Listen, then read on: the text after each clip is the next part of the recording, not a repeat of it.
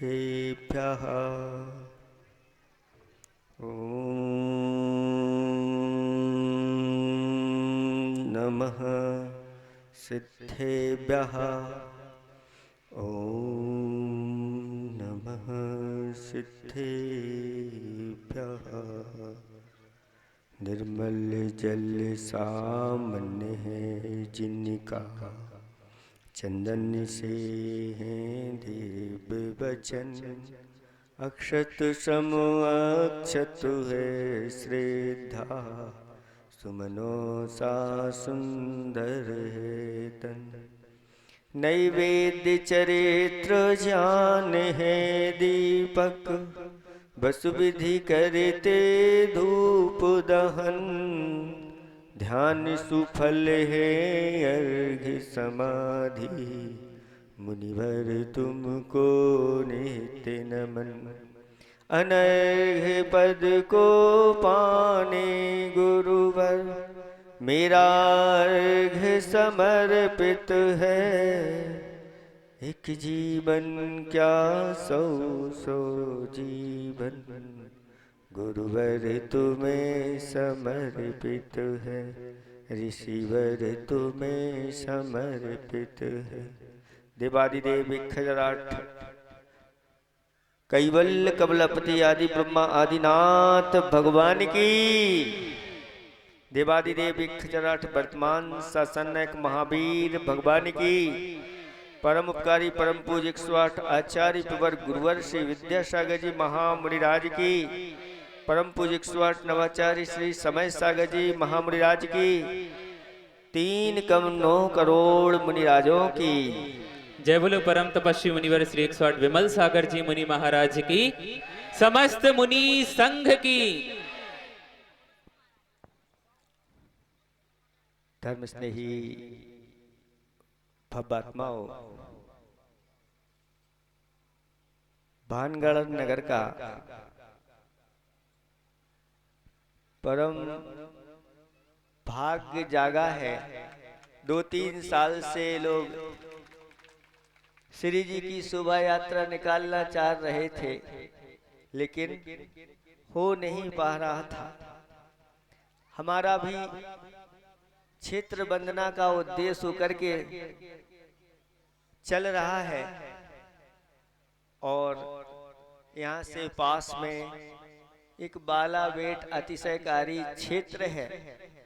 और बानगढ़ वालों ने भी निवेदन कर दिया, महाराज गुरुदेव इस धरती पर पधारे थे, हमारी धरती पवित्र पावन हो गई, और उनका आशीर्वाद भी हम लोगों के लिए जीर्णोद्धार के लिए मिला था।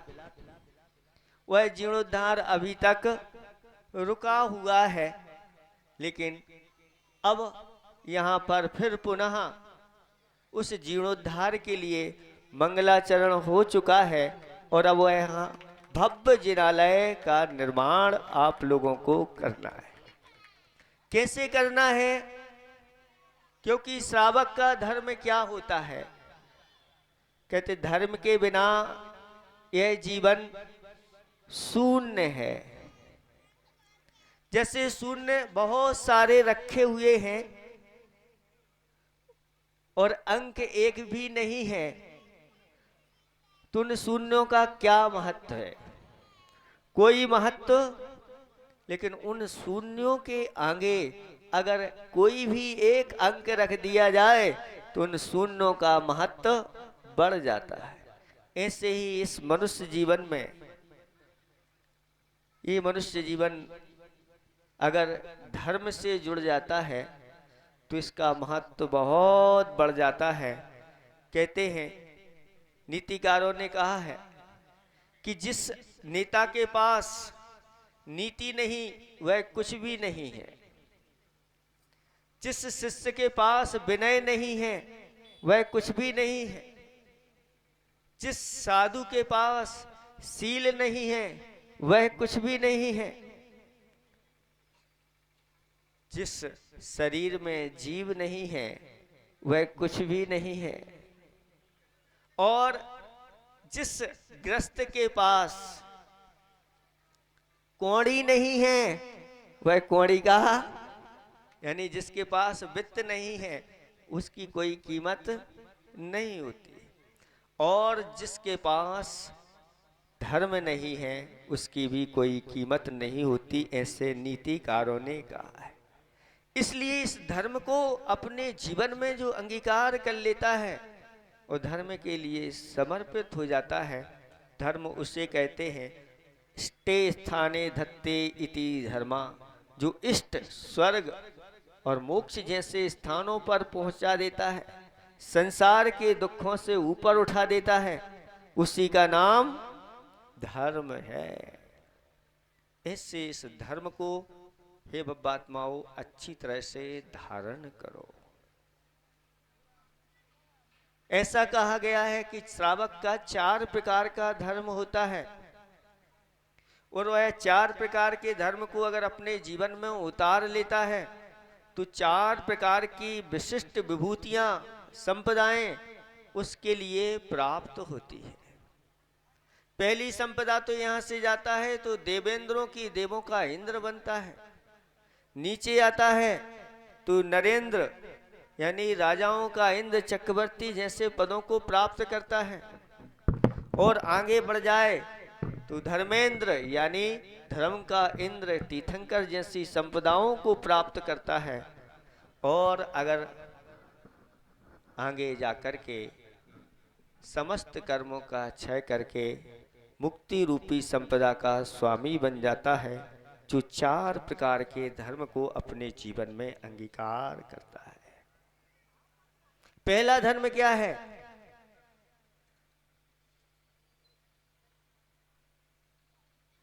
तो कहा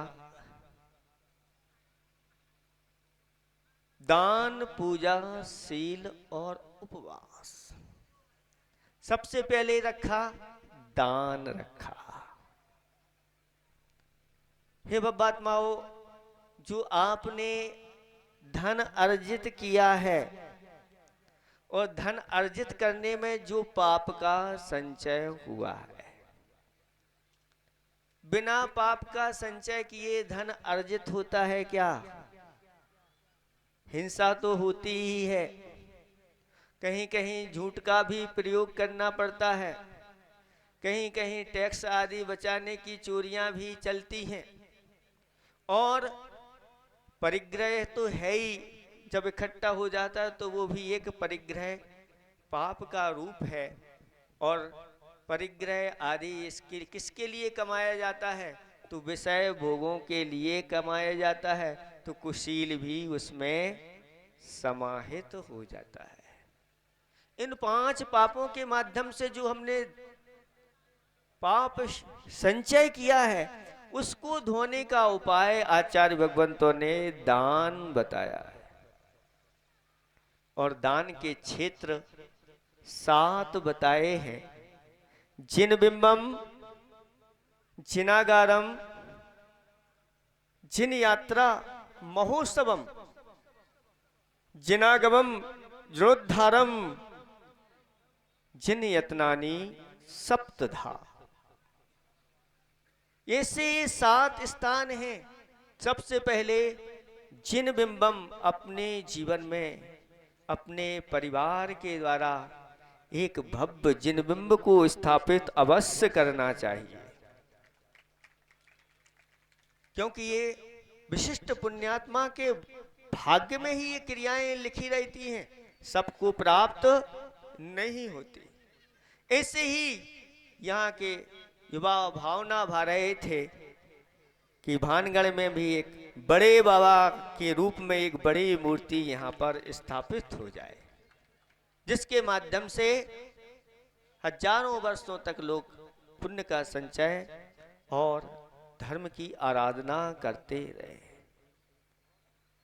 और उस समय गुरुदेव आए थे, उस समय भी लोगों ने भाव बनाए थे कि जिन बिंब के बाद नंबर आता है जिनालय का, तो जिनालय का भी वही पुण्य संचय होता है जो जिन बिंब का होता है। कई लोगों ने अपने भाव बनाए थे कि हम शिखर का निर्माण कराएं। जो जिनेंद्र भगवान के ऐसे जिनालयों के शिखर बनाता है, धर्म उसको हमेशा शिखर यानी ऊंचाइयों पर रखता है, नीचे आने नहीं देता। लेकिन उस समय आपने जो आचार्य भगवंत के सामने भावना बनाई थी, बहुत छोटी थी वो भावना।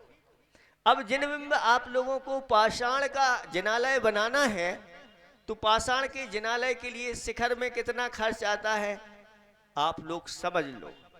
और जिन जिन ने बोले हैं वो अच्छी तरह से मन बना करके कि महाराज उन शिखर में जितना खर्च आएगा हम वह राशि लगाने के लिए तैयार हैं, तो आपका यह जिनालय बन जाए। थोड़ी सी राशि बढ़ाना पड़ेगी, उसके अनुसार। किन किन ने लिए थे हाथ तो उठाएं शिखर की, किन किनों ने स्वीकारी थी? बहुत अच्छा। थोड़ा सा पत्थर का बनेगा, जाना लग जाएगा, तैयार हो? बहुत अच्छा, आशीर्वाद। और 1 2 5 शिखर बनने थे सुना था, है ना? जैसे ही जिनालय बनेगा कोई कमी मत आने देना। कहते हैं जिनेंद्र भगवान के ऐसे जिनालय जिन्होंने बनाए हैं उनके लिए बने बने विमान, सोने के और रत्नों के विमानों की प्राप्ति होती है, ऐसा जिनागम में कहा गया है। तो जिन बिंबम जिनागारम, जिन यात्रा, जिनेंद्र भगवान की जब भी यात्रा निकालो, ऐसे इन पालकी में या रथों में, और उसमें जितना खर्च कर सको अच्छी तरह से खर्च करना चाहिए। इसका फल भी वही मिलता है जो जिन बिंब स्थापित का मिलता है और जो जिनालय बनवाने का मिलता है। ऐसी अच्छी अच्छी पालकियों में, अच्छे अच्छे रथों में बैठा करके जिनेंद्र भगवान की जिन यात्रा करना चाहिए। और शम्य शिखर ग्रंथ महात्म्य में लिखा है कि जो ऐसे ही रथ में श्री जी को बिठा करके और चतुर्विध संघ की, मुनिराजों की आदि आदि जो सम्मेद शिखर की यात्रा कराता है, 7-8 भाव के अंदर उसकी मुक्ति हो जाती है, तीर्थंकर जैसे पदों को प्राप्त करता है। ऐसी महिमा जिन यात्रा की कही गई। और महोत्सवम, बड़े बड़े जो महोत्सव हम कराते हैं, पंच कल्याणक हैं, विधान आदि हैं, ऐसे जो महोत्सव होते हैं इनके माध्यम से वही पुण्य का संचय होता है। और जिनागमम जो आप्त भगवान ने कहा है उसको अच्छी तरह से लिपिबद्ध करा करके और शास्त्रों में उसको रचना के रूप में प्रस्तुत करते हैं। और अगर वह शास्त्र हजारों वर्षों तक सुरक्षित रहता है तो भी वही पुण्य का संचय आप लोगों के लिए होता है। और साथ साथ में जीर्णोद्धारम, एक नया मंदिर बनाने की अपेक्षा प्राचीन मंदिर का जीर्णोद्धार करने से कई गुना पुण्य उस व्यक्ति का बढ़ता चला जाता है, ऐसा कहा गया है। और चतुर्विध संघ के लिए जो अपने द्रव्य को लगाता है वह संसार के सर्वश्रेष्ठ सुखों को प्राप्त होकर के एक दिन उसके भी पंच कल्याणक हो जाते हैं। ऐसी महिमा दान की बताई है। दानम दुर्गति नाशनम, दान दुर्गति का नाश कर देता है। दानम दारिद्र्य नाशनम,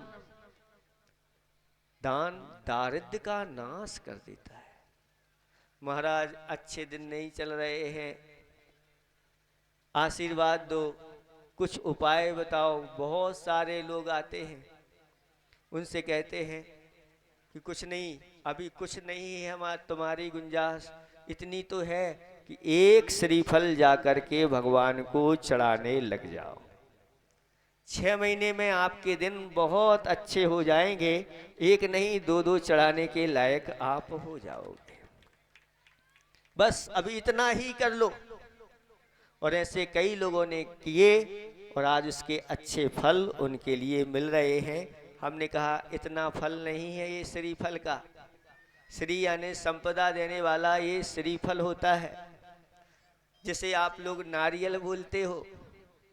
ऐसा वह श्रीफल संकल्प पूर्वक अगर कोई व्यक्ति प्रतिदिन भगवान के लिए चढ़ाता है और जीवन पर्यंत के लिए उसने संकल्प लिया है, भगवान के लिए हमारा एक श्रीफल जाएगा, हमारे घर से एक श्रीफल जाएगा, बस समझ लेना उसके लिए एक दिन तीनों लोकों की संपदा प्राप्त होगी। ये उत्कृष्ट इसका फल है। लेकिन कितने लोग चढ़ाते हैं श्रीफल बताओ प्रतिदिन? बहुत कम लोग हैं, 4-5 हाथ 10 से उठ रहे हैं। अब संकल्प ले लो, ऐसा वैभव, आप लोगों के पास रत्न नहीं है चढ़ाने के लिए, सोने के श्रीफल नहीं है, तो कम से कम एक श्रीफल लेकर के 15-20 रुपए का एक श्रीफल होता है, लेकिन एक श्रीफल का कम से कम अगर फल मिले तो एक राज्य की प्राप्ति ऐसे सहज में ही प्राप्त हो जाती है। इसलिए आज से संकल्प ले लो। हम तो ये कहते हैं, यहाँ के जो भी लोग हैं, बाहर के भी आए हैं, कि जब तक ये भानगढ़ का जिनालय पूर्ण नहीं होता, एक श्रीफल इसी उद्देश्य से भगवान के लिए चढ़ाएंगे। अभी इतना ही ले लो, फिर जीवन पर्यंत अगर मंदिर बन गया तो फिर जीवन पर्यंत के लिए कर लेना। बोलो कितने लोग तैयार हैं? बहुत अच्छा, बहुत अच्छा, सबके लिए आशीर्वाद है। ये फल सामान्य फल नहीं, श्रीफल के लिए चढ़ाना। एक फल हमने खा लिया हुआ है तो पाप के लिए कारण हो जाता है। ऐसा कहा गया है, गाड़ गाड़ के जो रखता है उसके धन में जंग लगे, और खाता पीता जो रहता है उसके धन में उसका धन अंग लगे, और जो जोड़ जोड़ के जो जाता है उसके धन में भुजंग लगे, और नीति न्याय से जो कमाता है, रीति से खर्च करता है और प्रीति से दान करता है, तो उसका धन तो संग लगे, यानी अपने साथ चला जाता है। ऐसी महिमा कही गई है। आज तक कोई अपना धन साथ में लेके गया है क्या? है नहीं। हमारे पास उपाय है, अगर अपना धन साथ में ले जाना चाहते हो तो, और यहां से आपके साथ जाएगा वो धन, और जहां जाओगे आपके लिए वह कितना मिलेगा? तो कहते हैं उसका कोई हिसाब किताब नहीं। चक्रवर्ती ब्याज जैसे जुड़ता है उससे भी कहीं आगे जाकर के वह धन प्राप्त होता है। आगम में कहा गया है, यह श्रद्धालु सरसों के दाने के बराबर, बट के बीज के बराबर दान करता है, और इसका फल कितना मिलता है? जैसे बट वृक्ष फलता फूलता बड़ा चला जाता है, ऐसा इसका फल है। तो जिन्होंने ऐसे जिनालय के लिए अपना दान दिया, ऐसे 7 स्थानों के लिए जिन्होंने अपना दान दिया, वह उनका उनके साथ जाता है और कई गुना जाकर के उस स्थान पर प्राप्त हो जाता है। इसलिए ये दान सबसे पहले श्रावक का कर्तव्य है, क्योंकि धन की शोभा दान से है, त्याग से है। और जिन्होंने अपने जीवन में त्याग नहीं किया, दान नहीं किया, ऐसे लोग मर करके दुर्गति के पात्र बने हुए हैं। कितनी कथाएं ऐसी शास्त्रों में, वेद पुराणों में आई है कि इस लोभ के कारण से वह त्रियंच नरक गति के दुखों को उठा लेता है। इसलिए हे बब्बात्माओं, पहला लक्षण दान का है, इसी से ही अपनी शुरुआत करना चाहिए। और दान में अगर किसी के पास धन आदि नहीं है, वो क्या दान करे? तो उसके लिए कहा, तुम जीवन दान तो दे सकते हो ना। इसमें क्या लग रहा है? जल की एक बूंद में वैज्ञानिक ने सिद्ध कर दिया कितने? 36,450।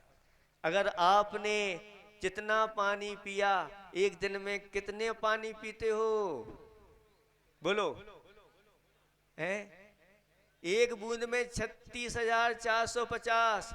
एक गिलास में कितने जीव, कितनी बूंदे एक गिलास में? और 36,000, एक गिलास में इतनी, तो फिर कितने गिलास पी लेते हो? अगर मान लो 5 गिलास 10 गिलास पानी पी लिया और अगर छान के पिया इतने जीवों के लिए अभयदान दे दिया।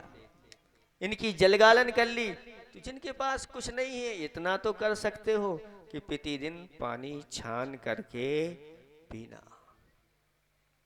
ये अभयदान कहलाता है। कहा एक तरफ तो मेरू के समान सोने का दान कर दो और एक तरफ एक जीव के लिए अभयदान दे दो और दोनों का पुण्य तराजू पे रखो। एक जीव के लिए जो अभयदान दिया वह पलड़ा भारी हो जाता है और यह हल्का हो जाता है। एक बार आचार्य भगवंत ने छिंदवाड़ा की गौशाला में प्रवेश किया और वहां पर आचार्य भगवंत के आशीर्वाद से जीव रक्षा केंद्र खोला गया और आचार्य भगवंत ने वहां पर उपदेश दिया कि एक तरफ एक सिद्ध चक्र की पूजा पाठ कर लो और एक तरफ एक गाय के लिए अभयदान दे दो। दोनों को तराजू पे रखोगे तो जीव गाय के लिए जो अभयदान दिया, जीवन दान दिया, वह पलड़ा भारी हो जाएगा। ऐसा ये जीवन दान कहा गया है। तो इसके बाद फिर नंबर आता है दान के बाद पूजा का। तो ऐसे जो वीतराग भगवान हैं, ऐसे निर्ग्रंथ मुनिराज हैं, ऐसे शास्त्र जी हैं, इनके लिए इनकी जो अष्ट द्रव्य से भक्ति पूजा आराधना करता है वह इस प्रकार की संपदाओं को प्राप्त करता है। और यह मनुष्य जीवन सदाचार शील पालन करने के लिए मिला है। जो अपने जीवन में सदाचार शील को अपनाता है, व्रत नियम को अपनाता है, वह भी चतुर्विध संपदा को प्राप्त करता है। और एक लक्षण कहा कि जो अपने जीवन में उपवास आदि तप करता है,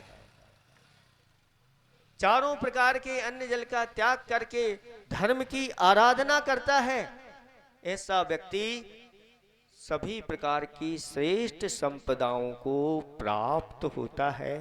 ये धर्म अपने जीवन में बब्बात्माओं अच्छी तरह से धारण करो और ऐसे ही धर्म के कार्य निरंतर करते चले जाओ, क्योंकि यह मनुष्य जीवन बहुत दुर्लभ है। एक बार हाथ से चला गया तो फिर मिलना जैसे चिंतामणि रत्न है और किसी ने मान लो धोखे से उसको फेंक दिया समुद्र में, अब मिलने वाला है क्या? नहीं मिलने वाला। ऐसे ही यह मनुष्य जीवन चला गया तो फिर पुनः मिलने वाला नहीं। इसलिए गुरुओं की वाणी पर विश्वास करके और आप ये सब कार्य करते चले जाओ। भगवान तो अपनी दृष्टि को नासा दृष्टि बना के रखते हैं। ये किसी से कुछ कहते नहीं कि हमें कुछ दो, हाथ पर हाथ रख करके बैठे हुए हैं। फिर भी लोग आते हैं और इनके सामने चढ़ाते चले जाते हैं और सब कुछ प्राप्त करते चले जाते हैं। यही वितराग भगवान का अतिशय कहलाता है। किसी ने कहा कि प्रभु वो दरवेश हैं जो सबकी खबर रखते हैं, नजर उठाते नहीं पर झोलियां भर देते। अंधों को उजाले की किरण, लंगड़ों को पग देते हैं, गूंगों को मधुर स्वर, बहरों में धर्मामृत भर देते हैं। दवाई देते नहीं पर रोग सब हर लेते हैं। प्रभु वो दरवेश हैं, वो सबकी खबर रखते हैं। पापात्माओं, बस अपने विश्वास को दृढ़ बना के रखना और ये नहीं सोचना कि मुझे कहीं देना पड़ रहा है। नहीं, ये तो हमारा जमा हो रहा है और हमारे पाप को धोने के लिए यही चार चीजें हैं, दान, पूजा, शील और उपवास। इनको जो निरंतर करता है वह व्यक्ति हमेशा सुखी रहता है। समय पर्याप्त हो गया, इतना ही हम आप लोगों को कहते हैं। भाई अभी कुछ आप लोगों ने जो कुछ भी मंदिर संबंधी इतनी लेट कर दी है, इसमें कारण क्या है? क्यों? क्योंकि जो भी जिनालय बनाता है तो संकल्पित हो जाता है कि मुझे इतने समय में यह जिनालय बनाना है। भानगढ़ वालों से पूछते हैं, आप लोगों ने क्या ऐसा कोई संकल्प किया है? कितने साल में बनाना है? 3 साल में बनाया है पक्का? तो हाँ, देव शास्त्र गुरु के सामने बैठे हो, अब कुछ भी हो जाए 3 साल के अंदर ये जिनालय हमें तैयार करना है। और तब तक के लिए आप अपनी फेवरेट एकाध कोई चीज हो तो उसका भी साथ में त्याग करना, जिससे जल्दी से जल्दी वह जिनालय बन जाए। आप लोगों के लिए इतना ही हम पर्याप्त समझते हैं। अहिंसा परमो धर्म की जय बोलो परम पूज्य मुनि श्री 108 विमल सागर जी महाराज की। पूज्य महाराज श्री जी मंचासीन हो रहे हैं।